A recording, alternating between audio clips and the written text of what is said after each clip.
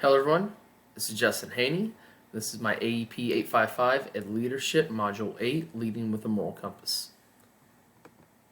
What is a moral compass? A moral compass is a metaphor used to describe one's inner ability to make ethical decisions based on their core beliefs.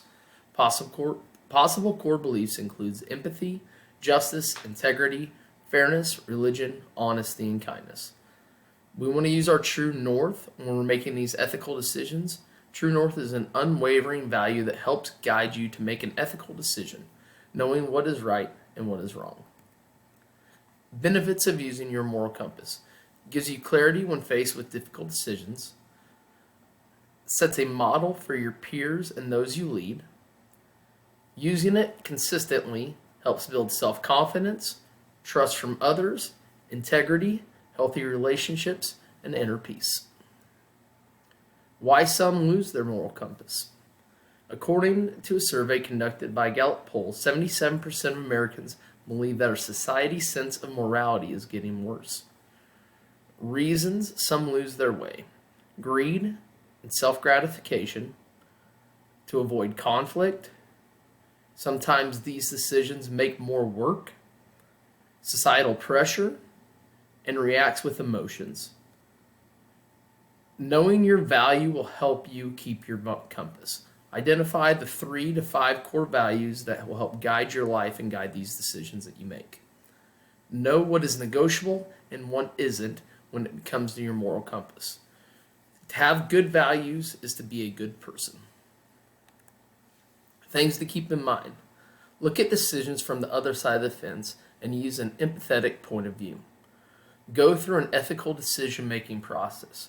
Define the problem, identify goals and potential issues, review policies, laws, and ethics, identify stakeholders and gather information, generate solutions, consider outcomes of each solution, and then choose the best option. Always think before you react and act with empathy. Leading a school with your moral compass. Lead by example. You're the role model for your school. Staff and students will tend to follow your example. Set your expectations. Talk about your morals, then add them to the curriculum and make them a priority. Hire and train. When hiring, look for candidates with strong integrity and train current staff to follow their own moral compass. Seek advice. In difficult and complex situations, don't be afraid to lean on your colleagues and those around you to help you with these decisions. My own moral compass. Kindness. I like to follow the golden rule. Treat others the way I want to be treated. Integrity. Mean what I say and say what I mean. Empathy. Putting yourself in someone else's shoes. And then servant leadership. Putting others' needs before my own. Talking about my future as a leader and then as my current teaching position, kindness, I think, goes a long ways. Just treating people the way you want to be treated. That goes for your professional life and your personal life. Just being kind to people will take you a long ways. Integrity. I picked this quote up from a current principle that I have, is that mean what you say and say what you mean. Just consistently being integrable in that and following through with your decisions. Kind of that saying of doing the right thing even when no one's watching goes a long ways with integrity also. As a principal, your school's only going to be as integrable as you are. If you're making poor, integrable decisions, most likely your staff and students are going to follow. And then empathy, with putting others' needs before your own.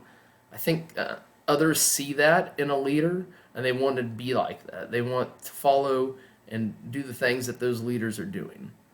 Servant leadership, this was one of my college kind of mottos at Sterling College. Just putting others' needs before my own. That's a kind of a faith-based decision. Me being Christian, I think that goes a long ways. That's just kind of the way Christ lived. Obviously in school we can't talk about a lot of religious things, but that doesn't mean we can't act in that way. References that I used, and then my addendum of correlation, relevancy, and reflection. Thank you all. Have a good night. Take care.